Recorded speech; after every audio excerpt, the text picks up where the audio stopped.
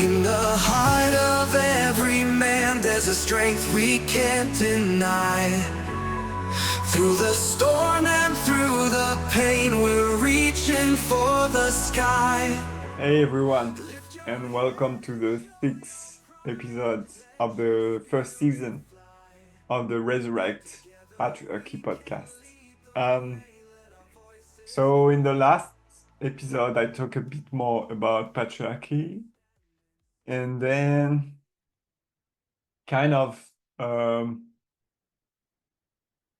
walked you through my concepts, the concepts of the masculine and the feminine, and how it kind of puts into a different perspective this idea of feminism, that gender is a social construct. Okay,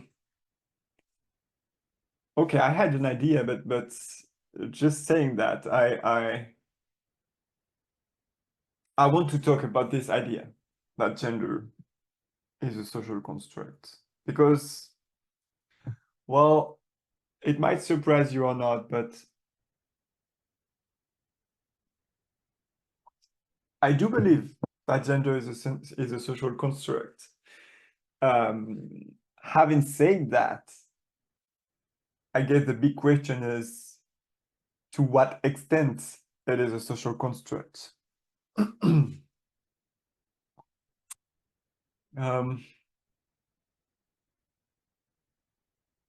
I guess something that cannot be denied is how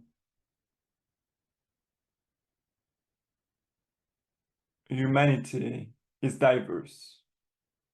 So many different cultures, different languages, different ways to live together, different ways to celebrate, different ways to be in families, in cities, in communities, in churches, or any kind of alternative way of having a religious life as a community. And so I would say that how the gender binary, which is real, how this gender binary expresses itself through space and time and human cultures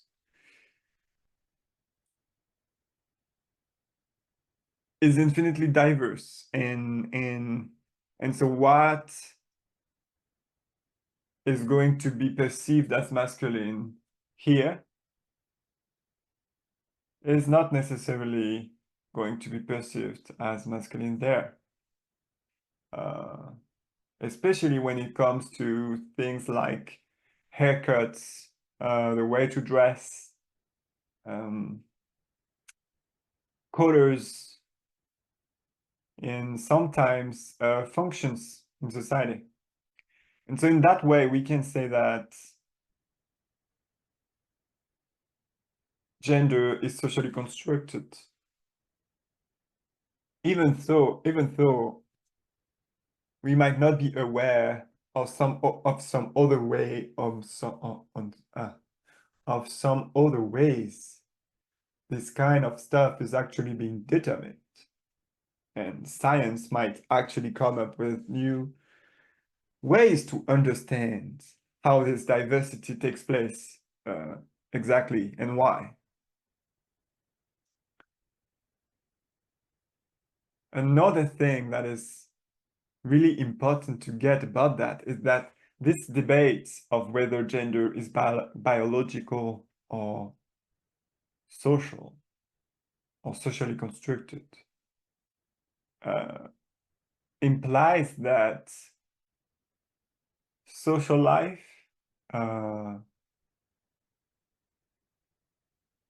is happening independently, completely independently of the ways of our independently from our biological lives, and vice versa, that the biological world of human beings would not somehow comprehend our social interactions. And that's a bit confusing because the type of people, for example, that assert that gender is socially constructed, and I've been one of them, and as I told earlier, I still believe to a certain extent that it is true, but yeah, those are the same people that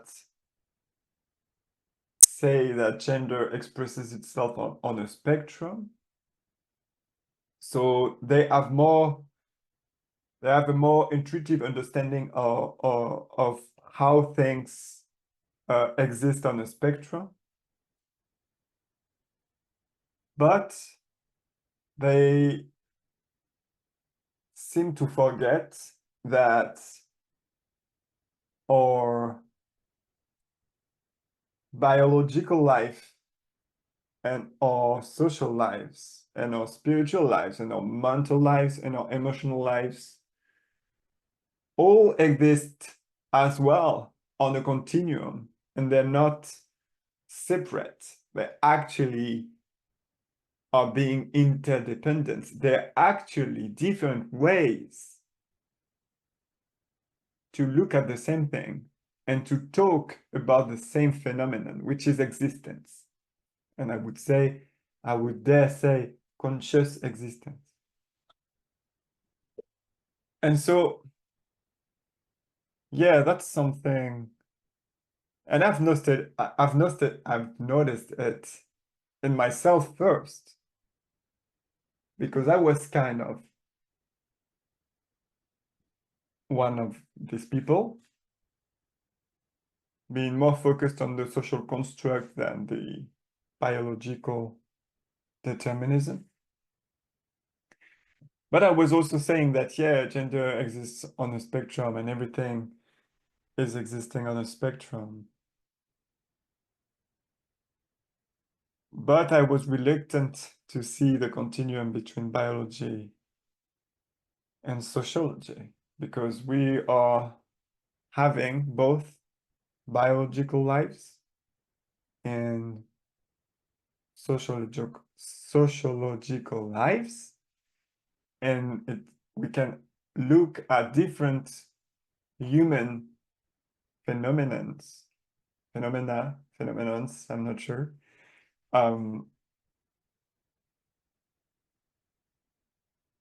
We can look at these phenomenons either with a biological lens or with a sociological lens.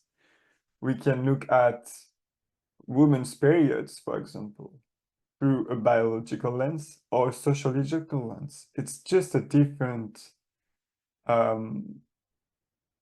it's a different perspective that will tell a different story and focus on different parameters that surround this phenomenon. So at the end of the day, it's just focusing on different aspects of reality. But the phenomena that are being studied are the same. And so, yeah, it's also kind of weird to me that this discourse, which is kind of being on the left, is also held by people who claim to defend nature and are really concerned about the climate and everything, and how we should, and I believe it's true to an extent, to a large extent. I believe it's true that we really have some work to do in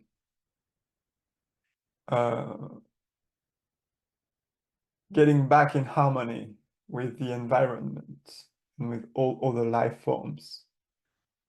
Um, and so yeah, it's kind of strange to me that on the one hand, they express uh, a need for more connection to nature, and at the same time, they want to describe gender as completely socially construct while seeing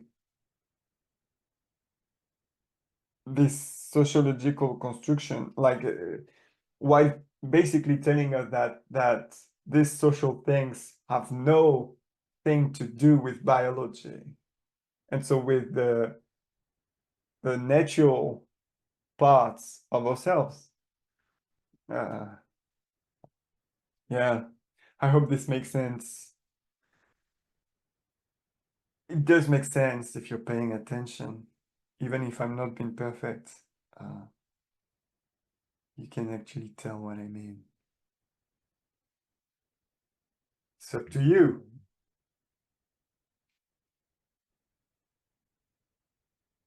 So yeah, while I do believe that gender is also a social construct, I don't believe it's only that. I believe that these social constructs are reflections of the ways we are determined biologically.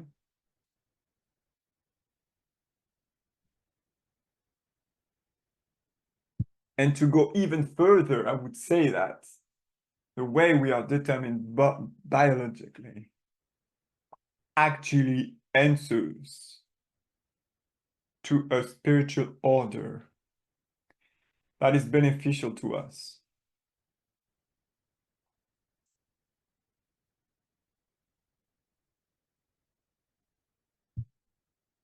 We are meant to express our gender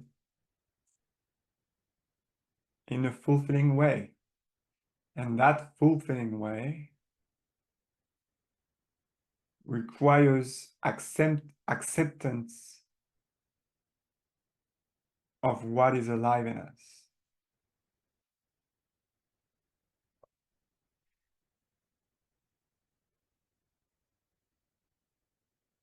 And what is eventually alive in us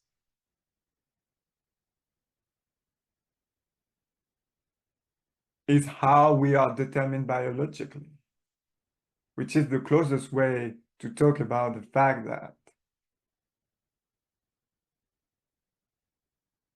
we are intrinsically man or woman.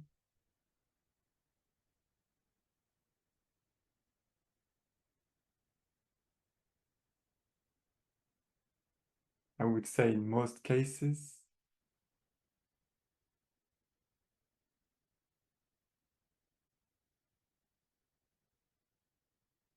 My heart is telling me to be cautious here because it's actually tricky and paradoxical.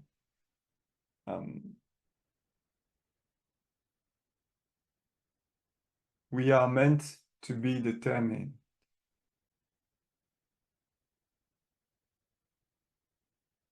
in our mortal form as man or woman,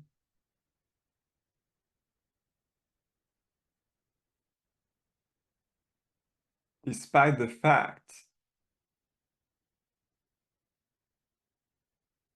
that we do see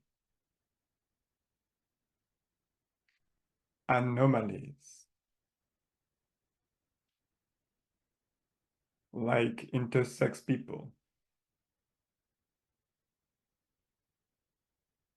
And by anomalies, I really don't mean like if you're using a term like anomaly in order to ostracize people, you're stupid. You're being stupid. You're not stupid. You're actually smart, but you're being stupid.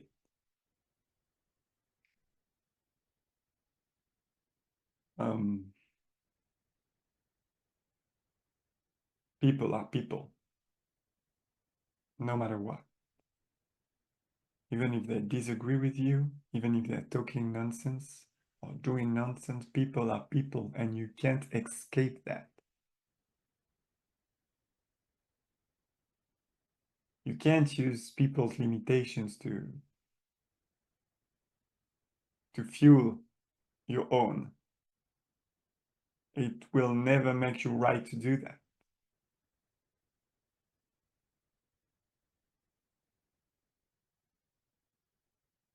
And you can't use this to justify hate of any kind. If you're doing that, you're wrong. And the goal of this podcast is not to make you feel self-righteous about your hate towards LGBT people. I just want to make that really clear.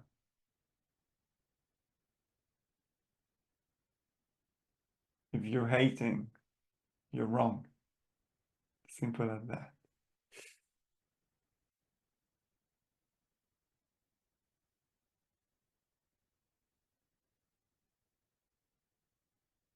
So yeah, I was saying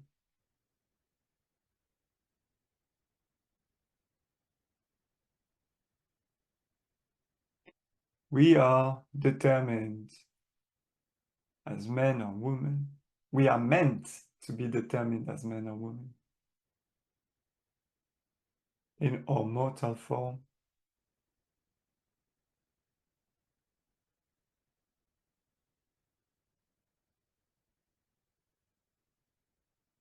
And the closest way to that we know to describe this phenomenon is biological sex and the chromosomes, you know. It's one.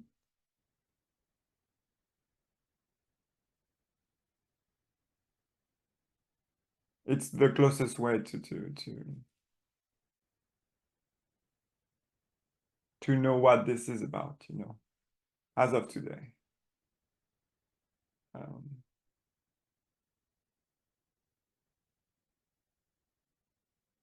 And so, yeah, if what is alive in you is transgenderism, like it's been the case for me,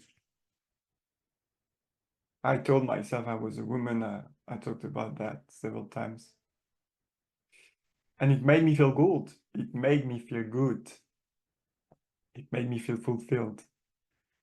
And to be frank with you, it almost made me feel divine, which is dangerous, I guess, which can be deceiving, I would say. But why did it actually make me feel good? Because it was a fantasy. Fantasy are meant to feel good. Truth is not meant to feel good. Truth is meant to be true, to be right, and what is right rarely feels that good in appearance. But going through that process of discomfort, of facing the harsh truth, is actually what makes you actually be alive, powerful if you're a man, and radiant with joy if you're a woman.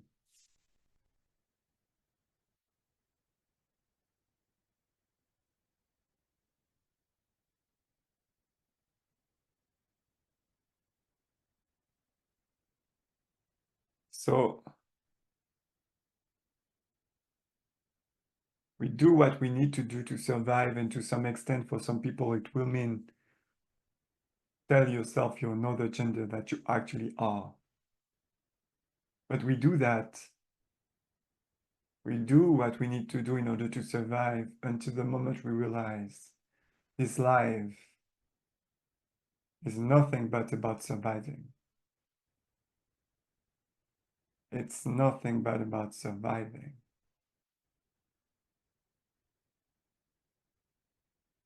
It's about being actually alive.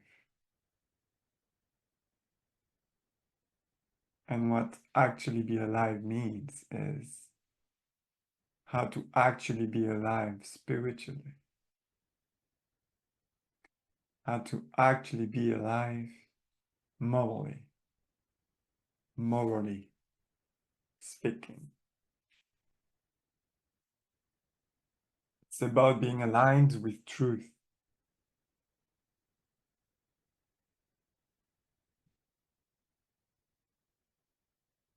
And there is the truth about gender, and this truth is binary.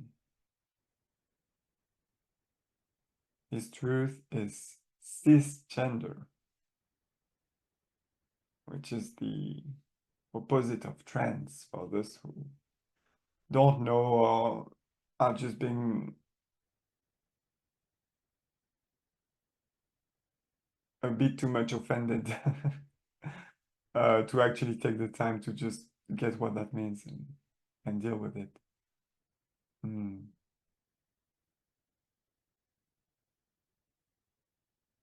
Transgenderism is a fantasy, an illusion.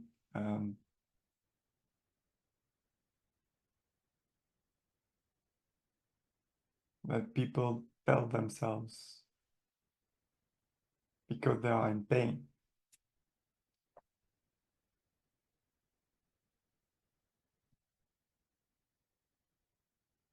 But the mistake would be to believe that because they are in pain, we shouldn't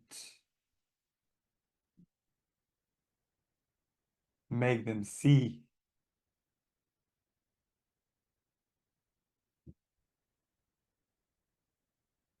how much pain they're actually dealing with. That's a terrible mistake. That's the mistake of self-pity, which is far from the same as compassion. It's actually rooted in fear.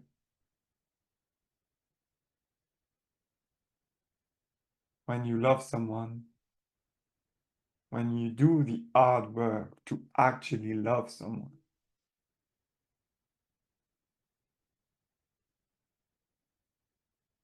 and I failed to do that in so many ways. I have failed to do that in so many ways, and I'm still failing, I believe. But I keep going, and I have faith in that and I'm getting there more and more. What was I saying?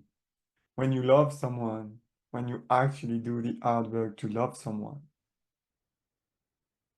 you take responsibility for telling them the harsh truth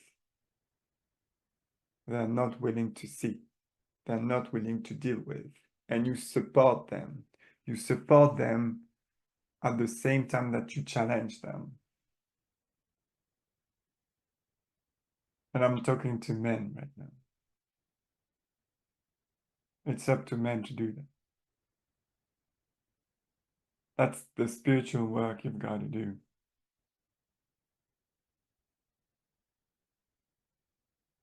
For women, it's a different story. But it's a beautiful story.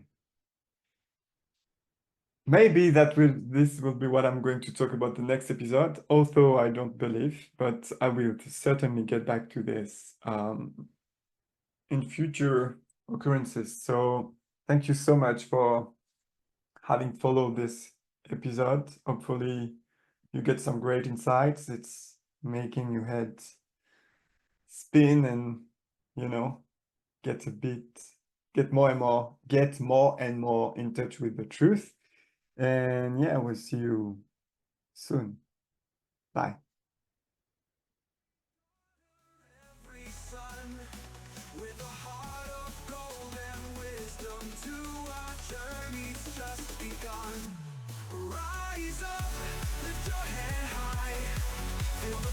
power in your heart, we will be the night. Rise up, let your spirit soar.